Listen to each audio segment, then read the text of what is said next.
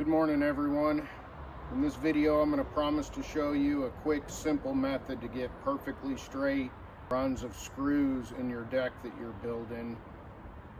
I've been in the trades for 28 years. I've been a licensed contractor for 20, and I feel like this video is going to help you up your game as a carpenter, as a contractor. Stay tuned, and you're going to like this. Okay, right here I'm going to back out the screw I already have in the center of the joist. I do tack these things down as I go. I'm going to put the loop end over this string and walk it down to the other end. And then I'm going to back out the screw on this end that's in the center of the joist. I'm going to do the kind of quick carpenter's wrap around your finger, put it on there, pull one way, pull the string, and pull it tight. Here I wrap it around the screw a couple times, and then I like to just do a half hitch over the top to keep it in place.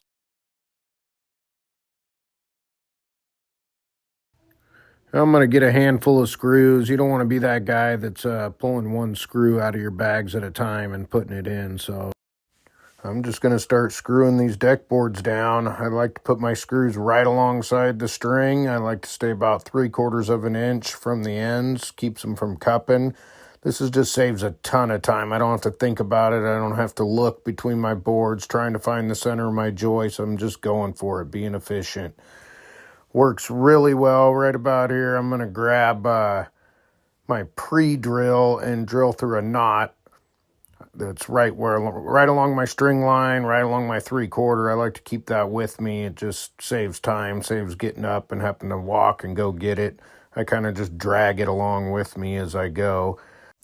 If you notice, I'm kind of putting weight on each board as I screw it down with my knee right here. It just helps suck that board tight to the joist. So I'll do things a little different if I'm working with a hardwood like an epay or ironwood or some other hardwood. What I'll do is I'll get my string set up and I'll just go down it with my pre-drill with my countersink bit, just pre-drilling each point where the screw's going to go along my string line. Then I'll remove the string line, and then I'll have to go back and put those screws in. The process takes a lot longer, so you better figure for that when you're bidding hardwood, because it's a lot more work. I also do the same thing along the rim joist or the outsides of the deck, especially if I got like an inch overhang, so I'll be basically in 1 3/4 inches with my screws. I will, a lot of the time, run my string line, do the same process. I'll pre-drill everything, remove my string line, and then put the screws in. I just don't want to take a chance of those boards splitting on the ends. Same with the butt joints. I pre-drill all my butt joints, so there's no splitting there as well, because typically you only have about 3/4 of an inch that you're going into, and it'll just cause a split there every time. So take the time and pre-drill that, and you won't have any issues. One thing you want to be cautious of is if you're doing a big deck and you got 12-inch, 16-inch centers, it's pretty hard to do with 24-inch centers, but you can kind of go from one joist to 16 inches over or 12 inches over to the other joist and have your string line at a diagonal, and you want to make sure you don't start running screws in like that. It catches your eye pretty quick, but I have run my string like that a few times, and luckily I've been fortunate enough to always catch it at that point. I really want to emphasize how much time this can save doing this. I know you got a little work setting up the string, but the time it cuts off the whole time. I recorded this video, and to screw off 3 runs here that I have on this video, it took me 20 minutes to do, which I think is pretty good. I'm speeding it up for you guys here a little bit.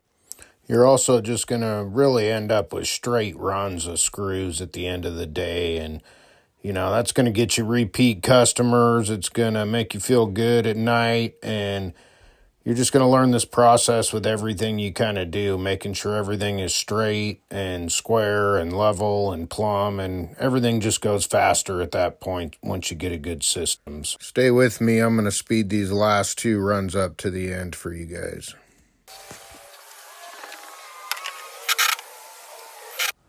One more little tip I want to mention to you guys is when you have a big deck and you have a long span, you want to make sure that you keep your deck joist straight. I mean, usually it's just getting one straight and then pulling some layout to keep them straight as you're tacking your deck boards down. Like I said, I just tack my deck boards down to keep my gaps good and keep my deck boards in a straight line, and I come back and screw the deck off later. And you don't want to have your joist below have a big curve in it, and then when you run your string line straight, you might be barely hitting your joist or even missing. So make sure your deck boards are straight underneath.